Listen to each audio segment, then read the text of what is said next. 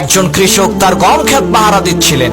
এমন সময় তিনি দেখেন কয়েকটি গরু এসে তার গম ক্ষেত নষ্ট করছে। তখন সেই কৃষক ওই গরুগুলোর মধ্য থেকে মাত্র একটি গরুকে লাঠি দিয়ে আঘাত করেন। কি অবাক করা কাণ্ড!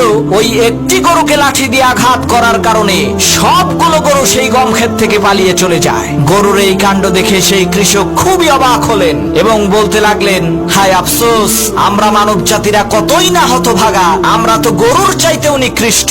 আরে গরু তো বোঝে যে আমার এক ভাইকে কৃষক লাঠি দিয়ে আঘাত করেছে, এর পরের আঘাতটা আমার পিঠে পড়বে, তাই এখনই আমাকে পালাতে হবে। কিন্তু আমরা মানুষ হয়ে তা বুঝতে পারি না। আমাদের সামনেই আল্লাহ তাআলা তার নাফরমান জালেম বান্দাকে গজব দিয়ে ধ্বংস করেন, কিন্তু আমরা মানুষেরা ইতিহাস থেকে শিক্ষা নিয়ে জুলুম অত্যাচার বন্ধ না করে আবার জুলুম করা শুরু করে দেই। আমরা ভুলে যাই যে আসমান থেকে এর পরের বার যেই গজবটা আসবে ওইটা আমার উপরে এসে পড়বে।